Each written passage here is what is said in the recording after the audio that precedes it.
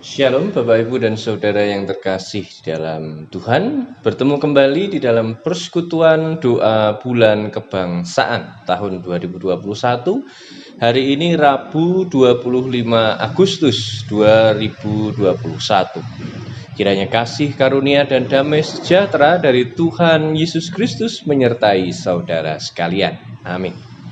Dipersilahkan untuk bersaat teduh sejenak sebelum kita akan memasuki persekutuan doa saat ini.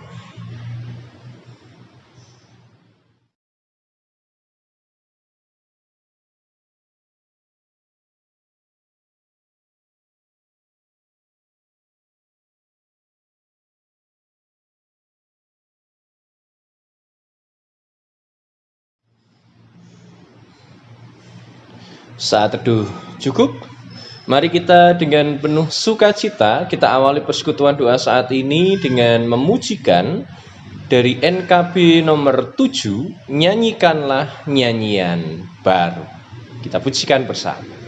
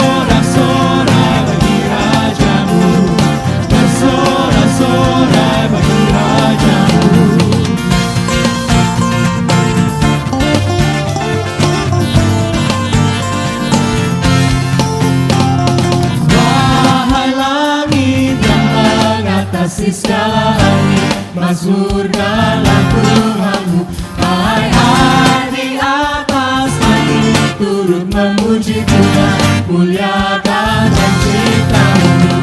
Bersorak-sorai bagi Rajamu, bersorak-sorai bagi Rajamu.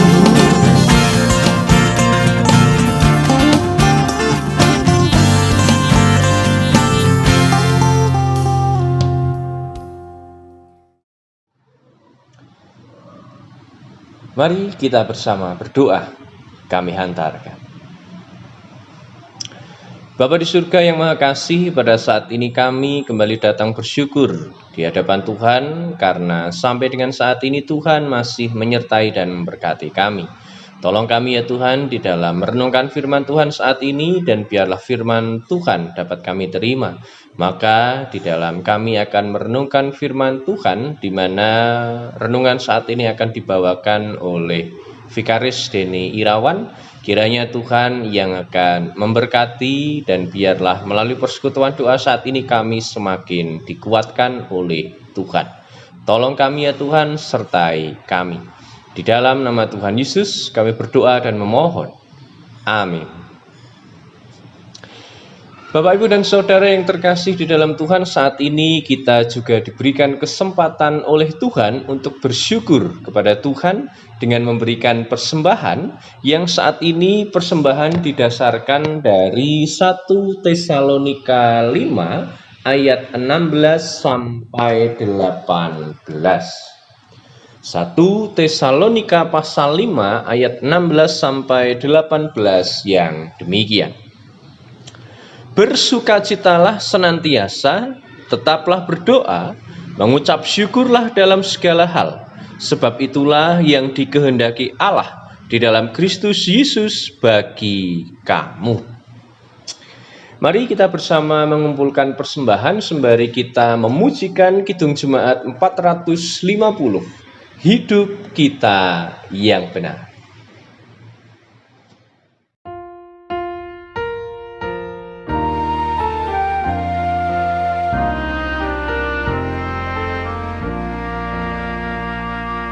Hidup kita yang benar haruslah mengucap syukur, dalam Kristus bergemar, janganlah terkebun.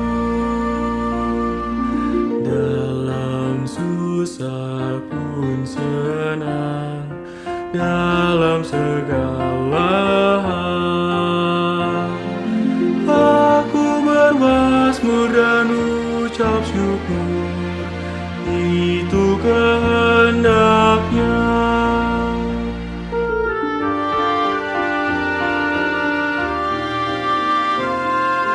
Biar badai menyerang, biar ombak menerjang, aku akan bersyukur kepada Tuhanku. Dalam susah pun senang, dalam segala hal aku bermazmur dan ucap syukur, itu kehendaknya.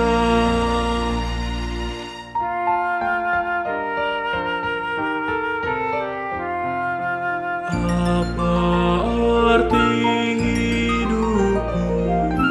Bukankah ungkapan syukur karena Kristus penebus berkorban bagimu?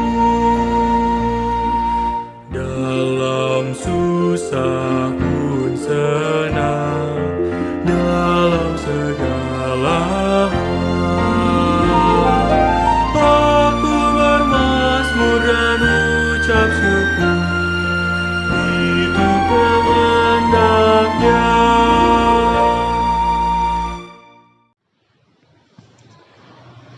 Mari kita serahkan persembahan yang telah kita kumpulkan, kita serahkan kepada Tuhan agar Tuhan sendiri yang akan menyucikannya. Mari kita berdoa.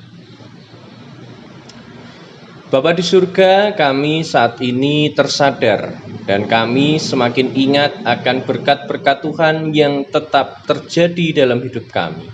Maka sebagai wujud ucapan syukur, kami saat ini menaikkan persembahan kami dan kami serahkan persembahan kami kepada Tuhan. Kiranya Tuhan yang akan menyucikannya sehingga persembahan ini menjadi persembahan yang berkenan di hadirat Tuhan, dan Tuhan kiranya yang akan selalu mengingatkan kami untuk bersyukur. Maka dari itu, tolong kami ya Tuhan untuk selalu bersyukur melalui kehidupan kami dan semakin giat, semakin sadar untuk mempersembahkan hidup kami. Terima kasih ya Tuhan, di dalam nama Tuhan Yesus Kristus kami berdoa.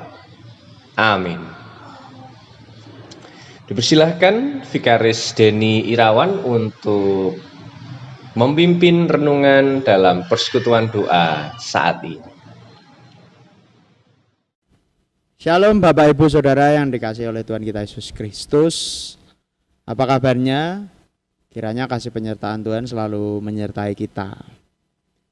Bapak Ibu Saudara-saudara yang dikasihi oleh Tuhan kita Yesus Kristus, pada saat ini bersama kita akan menerima sapaan firman Tuhan. Namun sebelum kita menerima sabda firman Tuhan, mari kita kembali menyiapkan diri dan hati kita untuk menerimanya dengan berdoa. Mari kita berdoa. Tuhan Allah Bapa kami yang bertata dalam kerajaan surga yang mulia, kami mengucap syukur Tuhan, jikalau Tuhan pada malam hari ini berkenan hadir di dalam persekutuan kami pada saat ini.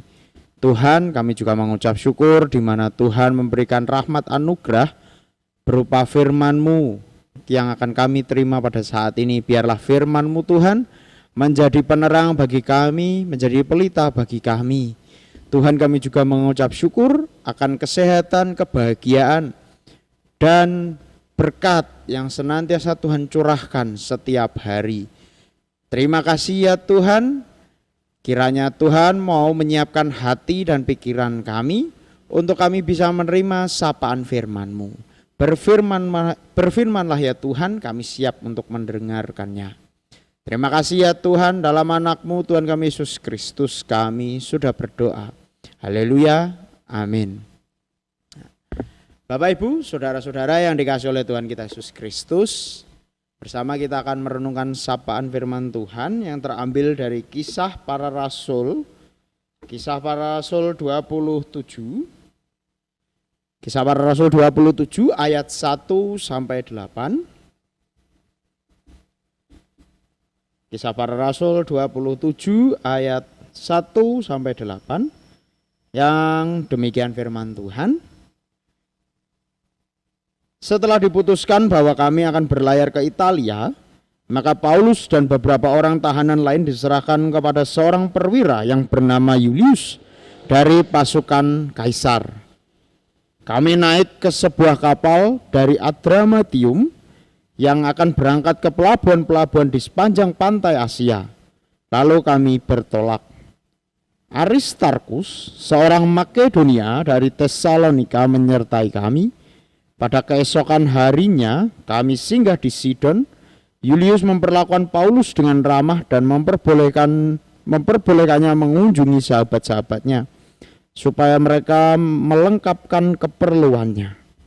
Oleh karena angin sakal, kami berlayar dari situ menyusur pantai Siprus. Dan setelah mengarungi laut di depan Kilikia dan Pamfilia, sampailah kami di Mira di daerah Likia. Di situ perwira kami menemukan sebuah kapal dari Alexandria yang hendak berlayar ke Italia. Ia memindahkan kami ke kapal itu. Selama beberapa hari berlayar, kami hampir-hampir tidak maju, dan dengan susah payah kami mendekati Knidus. Karena angin tetap tidak baik, kami menyusur pantai Kreta melewati Tanjung Salmone. Sesudah kami dengan susah payah melewati tanjung itu, sampailah kami di sebuah tempat bernama Pelabuhan Indah dekat kota Lasea. Demikian firman Tuhan yang berbahagia adalah setiap kita yang mendengarkan dan melakukannya dalam kehidupan kita hari lepas hari. Haleluya. Bapak Ibu, saudara-saudara yang terkasih di dalam Tuhan Yesus Kristus, kembali saya ingin menyapa, Shalom, apa kabarnya? Kiranya kasih penyertaan Tuhan selalu menyertai kita. Nah, Bapak Ibu kalau bertanya-tanya itu ya, iki sopo toh gitu. Awak gede, lemu, hitam itu ya. Nah, Bapak Ibu Saudara, kalau boleh berkenalan gitu ya. Kenalkan, nama saya Denny Irawan. Dan saya tidak ada hubungannya dengan manusia ikan. Kalau biasanya adalah Denny manusia ikan, tapi saya mirip dengan dugong, bukan dengan ikan. Nah, Bapak Ibu, kalau melihat wajah saya, itu ya, saya lebih dikenal gitu ya, atau lebih sering dilihat di dalam berpelayanan di GKJ Mijen. Nah, kalau Bapak Ibu mersani, ya saya berpelayanan di GKJ Mijen. Nah, saya aslinya dari Purwodadi Bapak Ibu. Jadi kalau badannya gemuk berarti kebanyakan makan suweke atau kodok. Nah, ini muka-mukanya 11-12 dengan kodok. Jadi udah dugong sama kodok ya. Jadi seperti itu. Nah, Bapak Ibu, saudara-saudara yang dikasihi oleh Tuhan kita Yesus Kristus, pada malam hari ini saya diberi kesempatan oleh Bapak Pendeta Ari Kristanto untuk membawakan renungan firman Tuhan. Nah, Bapak Ibu, pada saat ini renungan firman Tuhan didasari dari Kisah Para Rasul 27 ayat 1 sampai 8. Kalau boleh saya memberikan sebuah tema, temanya adalah hikmat dan penyertaan Tuhan. Hikmat dan penyertaan Tuhan.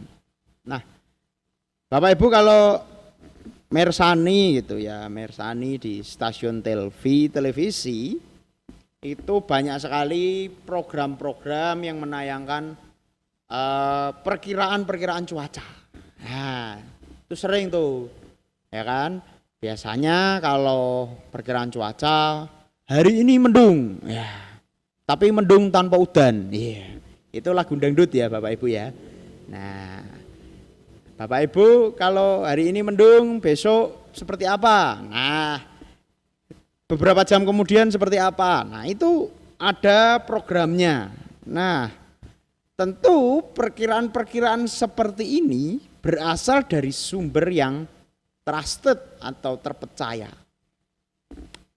Biasanya yang memantau cuaca seperti ini Badan Meteorologi dan Klimatologi Geofisika, ya BMKG Indonesia. Nah, dari BMKG maka sumber-sumber itu ada. Nah, Bapak Ibu kalau kita juga melihat di handphone kita ya, itu juga ada namanya perkiraan cuaca untuk esok hari. Kalau Bapak Ibu melihat di HP kita juga sudah canggih, bisa memprediksi kira-kira besok itu seperti apa cuacanya. Apalagi cuaca saat ini yang susah ditebak. Nah, musim Agustus kok udan gitu ya, padahal musimnya musim kemarau. Nah, Bapak Ibu Saudara yang terkasih, cuaca ya, cuaca itu dipantau berdasarkan ilmu dan teknologi tertentu. Jadi ada alatnya dan ada ilmunya. Nah, maka dari itu tidak setiap orang bisa mengatakan cuaca gitu ya. Apalagi orang-orang biasa, orang awam itu nggak bakal bisa memprediksi kira-kira sisuk apa ya, kira-kira sisuk piye ya, itu nggak bisa. Jadi hanya orang-orang tertentu yang bisa mempelajari itu. Nah, maka Bapak Ibu Saudara, ketika ada seseorang yang mengatakan itu, maka kemudian kita meragukan karena kita tahu orang tersebut tidak ahli dalam bidangnya. Nah, begitu juga dengan seorang Paulus dalam Kisah Para Rasul 27 ayat 1 sampai 8 ini. Dia tidak dipercaya untuk membuat perkiraan cuaca. Ya, soal perkiraan cuaca. Kenapa Paulus dalam Kisah Para Rasul 27 ini ya, dia adalah seorang tahanan. Bukan seorang pekabar Injil, tetapi seorang tahanan. Nah, karena mengabarkan Injil maka dia ditahan. Nah, yang mengawal namanya Julius, perwira pasukan Kaisar Roma.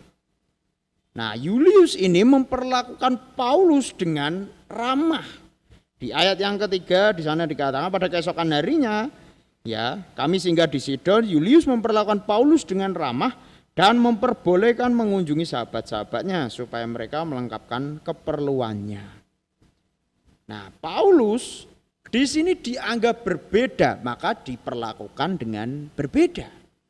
Paulus dianggap sebagai orang penting yang nantinya akan bertemu kaisar, maka diopeni dengan baik gitu ya.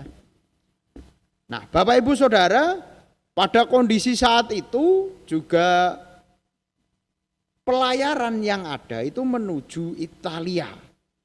Nah, Paulus dan beberapa tahanan itu akan berlayar menuju Italia. Nah, dan saat itu konteks keadaannya sedang tidak aman. Bukan karena perang, tetapi karena cuaca, karena musim. Dan musim pada waktu itu adalah musim dingin. Sehingga tidak memungkinkan adanya pelayaran yang baik. Jadi yang ada adalah badai yang sangat besar. Nah, sebab itu mereka harus melewatkan musim dingin dengan tinggal di sebuah kota. Tinggal dulu baru pelayarannya boleh dilanjutkan.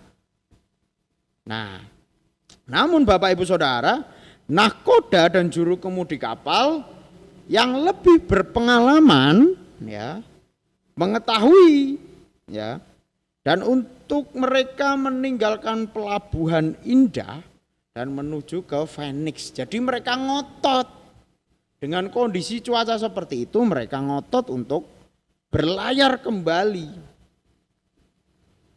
Padahal pelabuhan yang mereka singgahi itu sudah cukup bagus.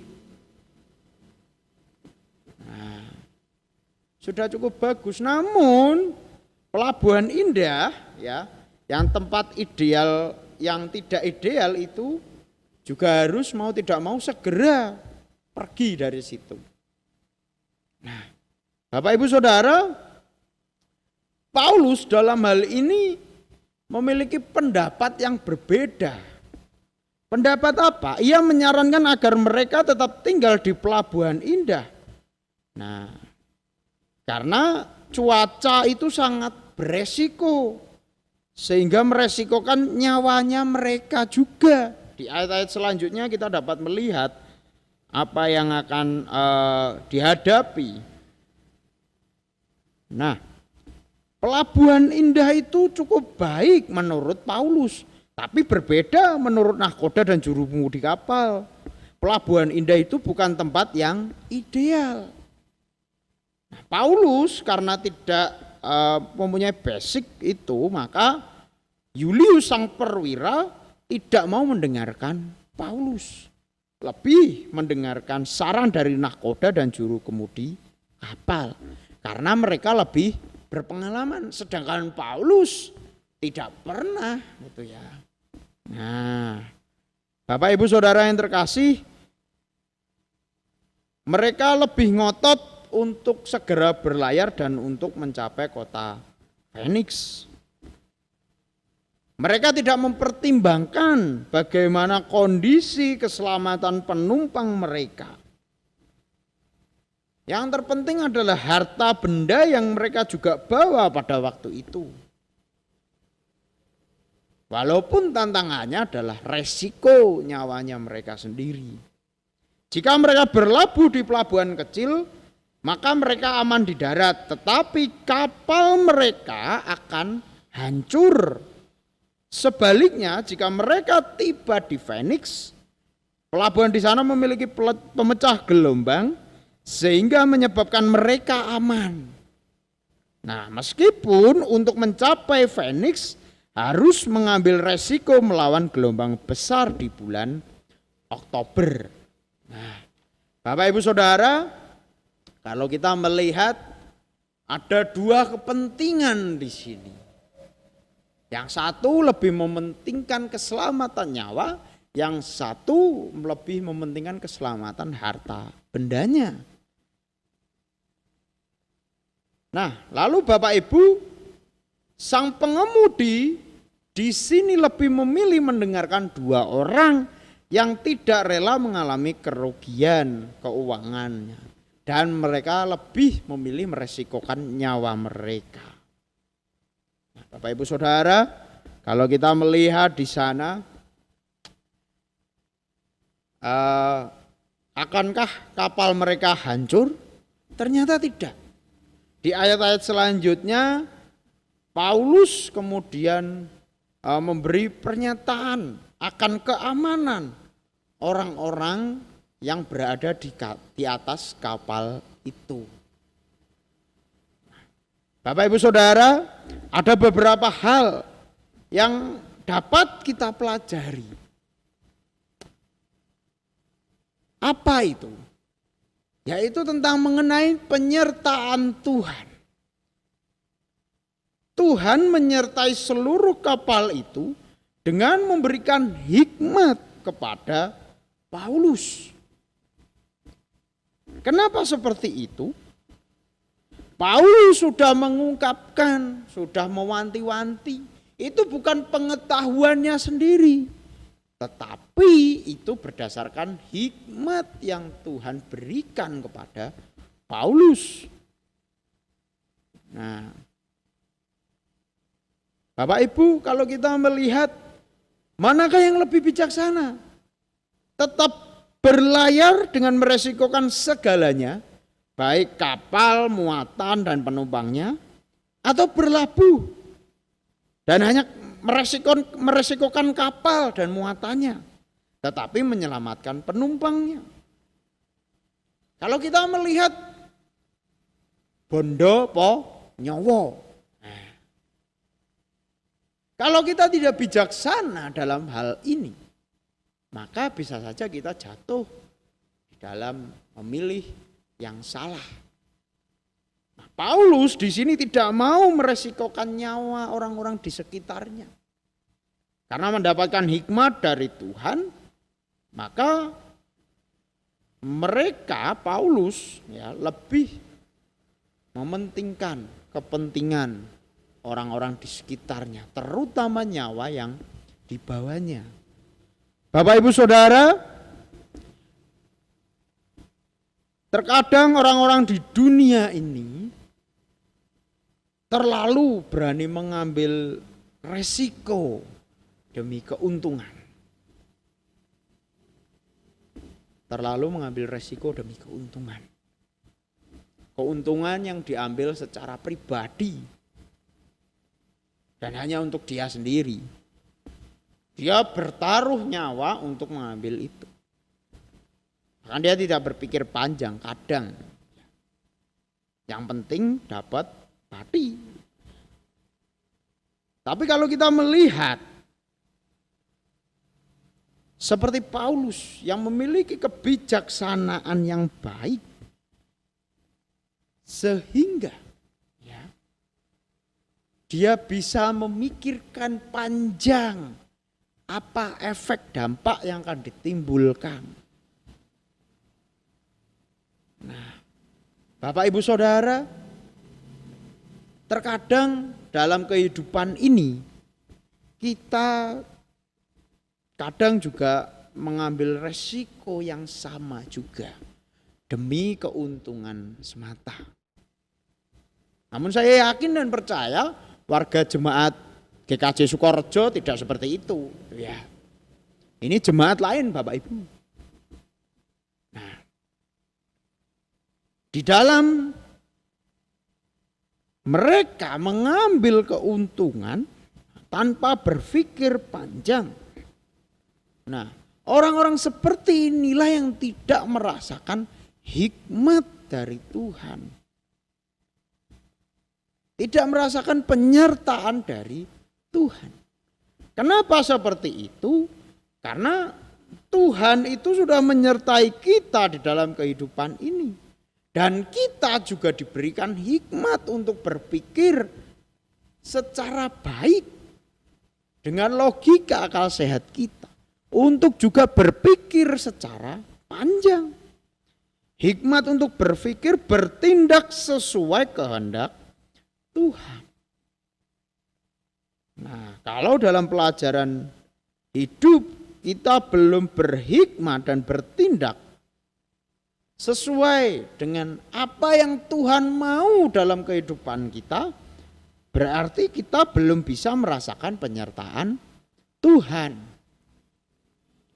Sehingga kita perlu diasah lagi supaya perlu didalami lagi, memahami, mengerti apa yang Tuhan kehendaki dalam kehidupan kita. Nah, Bapak Ibu Saudara, itulah yang kadangkala terlewat dalam kehidupan kita. Itulah yang seringkali kita abaikan. Karena kita terlalu berfokus kepada hal yang kita kejar. Sehingga kita kadang melupakan penyertaan Tuhan, melupakan hikmat Tuhan yang seharusnya kita gunakan dengan sebijak mungkin. Yang kita gunakan di dalam kita mengambil setiap keputusan. Namun yang terjadi apa? Seringkali kita mengambil keputusan sendiri tanpa melakukan penyertaan Tuhan. Bapak Ibu Saudara yang terkasih, saat ini kita bisa diberikan sebuah pemahaman baru. Seharusnya kita mau melibatkan Tuhan, melibatkan penyertaan Tuhan di dalam setiap keputusan yang harusnya kita ambil. Nah, jadi pertanyaan untuk kita, sudahkah kita melakukannya? Ya, kalau belum, ya mau tidak mau harus kita asah terus. Supaya kita semakin merasakan hikmat Tuhan. Nah, Bapak Ibu Saudara yang terkasih, yang kedua Bapak Ibu, Paulus tahu bahwa ia akan selamat sampai di Roma. Dia tahu, ia bisa merasakan karena hikmat Tuhan itu tadi. Bisa saja Paulus egois, kemudian dia pindah ke kapal lain supaya dia selamat, ya. Dan orang-orang lain tidak diperdulikan, gitu ya. Itu bisa saja. Tetapi itu tidak dilakukan Paulus. Ia peduli kepada orang lain dalam kapal itu. Para tahanan mungkin dalam kondisi terbelenggu sehingga tak bisa menyelamatkan diri bila terjadi kecelakaan kapal. Nah, dalam hal inilah kita bisa melihat teladan Paulus yang tidak hanya memikirkan diri sendiri dan berani berbicara bagi kepentingan orang lain. Kita pun seharusnya demikian Bapak Ibu Saudara. Dalam mengambil keputusan, hikmat Tuhan sangat diperlukan sehingga kita bisa melihat situasi keadaan, semakin mengasah keempatian kita, kepedulian kita terhadap lingkungan kita. Kalau kita mengambil keputusan kira-kira ini berdampak enggak bagi orang-orang di sekitar saya? Kira-kira berdampak enggak bagi lingkungan pelayanan saya? Kira-kira berdampak enggak bagi pekerjaan saya? Kira-kira berdampak enggak bagi keluarga saya? Dan lain sebagainya. Nah, itulah wujud bagaimana seseorang yang mengandalkan hikmat Tuhan dalam mengambil setiap keputusan. Sehingga dia memikirkan juga keadaan orang lain. Bapak Ibu Saudara yang terkasih, mari kita bersama-sama mengerti bahwa penyertaan Tuhan selalu ada untuk kita dalam kondisi apapun. Kiranya penyertaan Tuhan inilah yang harus menjadi nyata sehingga sikap tingkah laku kita mendatangkan simpati. Ya. Karena kita berempati maka kita juga mendapatkan simpati. Dan hikmat Tuhan yang ada dalam kita, kita gunakan dengan sebaik mungkin. Dengan kita terus ya mendekatkan diri dengan Tuhan, mengasah apa yang sebenarnya Tuhan inginkan di dalam kehidupan kita. Kiranya Tuhan senantiasa menyertai kita. Amin. Mari kita berdoa. Tuhan yang ada di sorga, kami mengucap syukur atas firman-Mu pada saat ini. Biarlah Tuhan selalu menyertai, memberkati kami, sehingga setiap keputusan kiranya kami mengandalkan Engkau, melibatkan Engkau, sehingga apa yang kami putuskan dapat berdampak baik bagi orang-orang di sekitar kami. Kiranya apa yang kami putuskan tidak beresiko bagi orang-orang di sekitar kami. Tuhan, ajari kami, terus bimbing kami, supaya kami senantiasa mengandalkan hikmat penyertaan-Mu di dalam setiap keputusan hidup kami saat ini.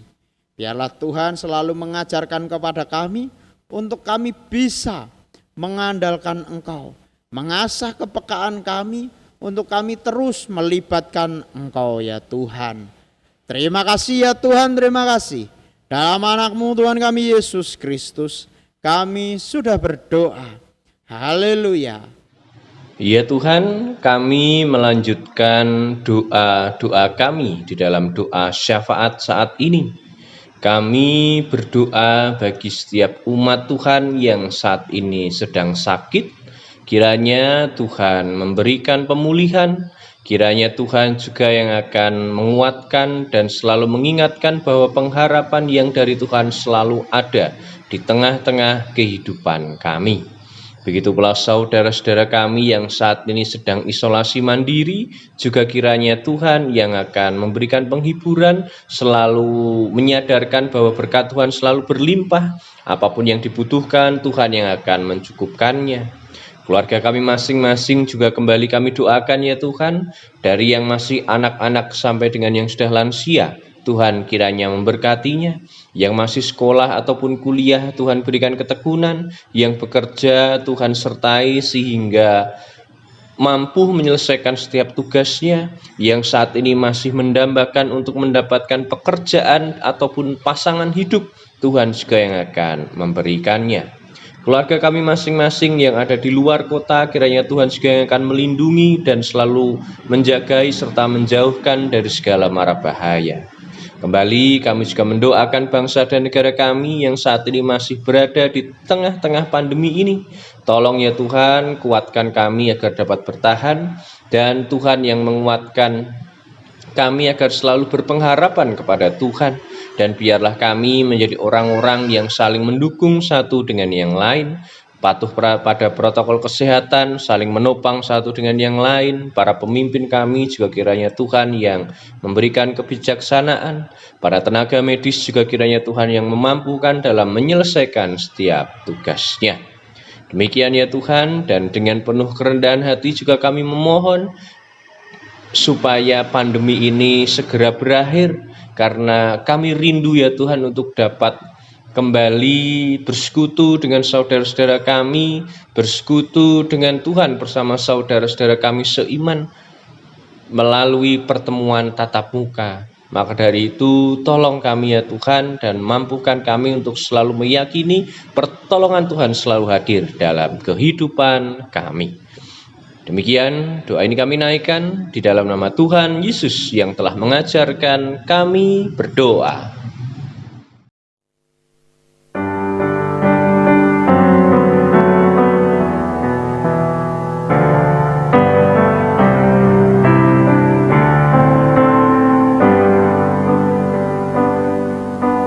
Bapa kami yang di surga, dikuduskanlah nama-Mu, datanglah kerajaan-Mu,